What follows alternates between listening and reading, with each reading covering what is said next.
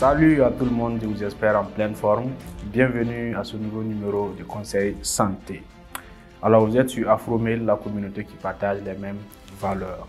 Bien avant de commencer ce numéro, je vous prie bien de remplir les liens qu'on a envoyés pour les bases de données par rapport à votre compétence qu'on peut recommander à notre communauté de plus de 4000 membres. Alors aujourd'hui, dans notre nouveau numéro de Conseil Santé, nous allons parler de l'obésité. L'obésité, c'est une maladie nutritionnelle caractérisée par un excès de masse grasse de l'organisme qui peut avoir de graves conséquences. Alors aujourd'hui, il faut savoir que l'obésité, c'est un problème de santé publique. D'après les résultats des enquêtes STEPS en 2013, 4,5% de la population souffrait de l'obésité. Et parmi ces 4,5%, l'âge était compris entre 25 et 64 ans et 11% résidaient en milieu urbain et 1,1% en milieu rural. Alors, il faut savoir aujourd'hui que beaucoup de facteurs peuvent concourir à l'obésité, tels que les facteurs génétiques, c'est-à-dire qu'il y a certains qui ont vraiment une prédisposition génétique. Il y a des facteurs environnementaux, tels que le mode alimentaire, c'est-à-dire que beaucoup de gens aujourd'hui ne contrôlent pas ce qu'ils mangent et ça leur cause beaucoup de problèmes nutritionnels. En plus du mode alimentaire, nous avons aujourd'hui la sédentarité. Beaucoup de gens ils passent toute leur journée étant assis, ils ne fournissent pas d'activité physique. Ils sont là du matin au soir, ils sont assis à la même place. Ça vous expose beaucoup à ces fléaux d'obésité. Alors, en plus de la sédentarité, nous avons des facteurs psychologiques aujourd'hui. Voilà, beaucoup de gens, surtout le stress et tout, voilà, beaucoup ont des problèmes psychologiques aujourd'hui à s'adapter à la société et ça joue beaucoup sur leur métabolisme nutritionnel. Nous avons un facteur pathogénique également, c'est-à-dire que les cellules adipeuses qui constituent la masse grasse, voilà, subissent une hypertrophie, c'est-à-dire un développement exagéré et non contrôlé, voilà, qui fait que les cellules se développent de jour en jour et la masse grasse augmente à ce niveau et l'individu ne peut plus contrôler son poids et ça devient un problème d'obésité.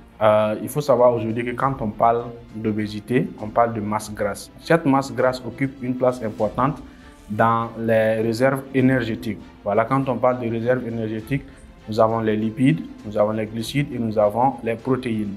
Alors, c'est surtout au niveau des lipides que nous parlons de masse grasse. Il faut savoir que chez l'homme, la masse grasse est de 12 à 19 kg et chez la femme, la masse grasse tourne autour de 15 à 19 kg.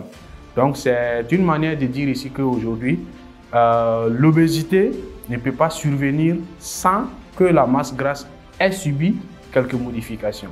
Donc, c'est très très important aujourd'hui de pouvoir contrôler sa masse grasse, c'est-à-dire les apports et les dépenses énergétiques, en lipides surtout. Voilà.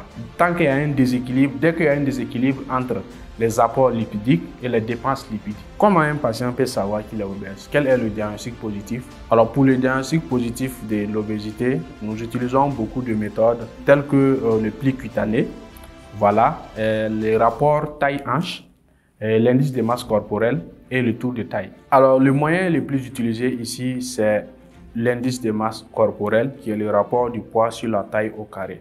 Alors nous parlons d'obésité ici si toutefois le rapport poids-taille est supérieur ou égal à 30. C'est-à-dire que dès que l'indice de masse corporelle ou IMC est supérieur ou égal à 30, nous pouvons parler en ce moment d'obésité. Alors, dès que l'IMC est compris entre 30 et 34,9, nous parlons ici d'obésité modérée.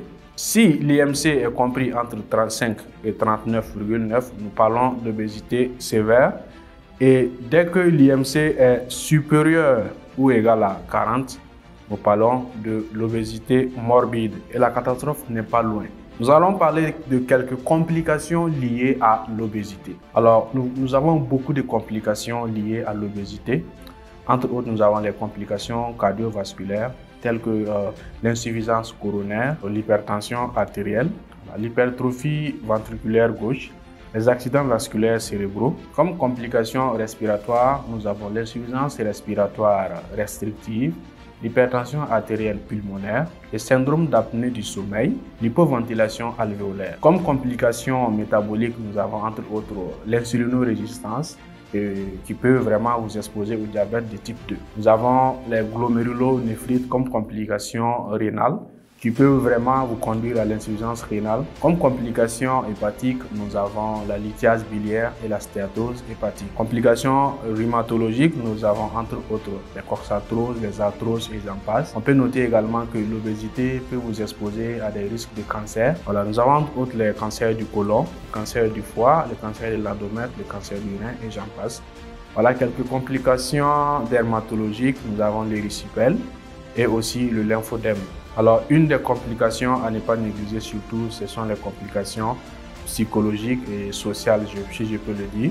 Voilà, parce que le patient obèse aussi est victime, voilà, de discrimination, d'isolement et tout, et j'en passe. Et c'est un problème très sérieux à prendre en compte. Alors, l'objectif de ce numéro aujourd'hui, c'est surtout vous donner quelques astuces qui peuvent vraiment vous permettre d'éviter cet état d'obésité.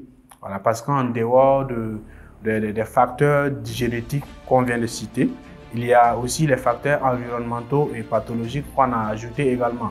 Voilà, aujourd'hui, c'est de vous permettre de pouvoir contrôler votre bilan calorique.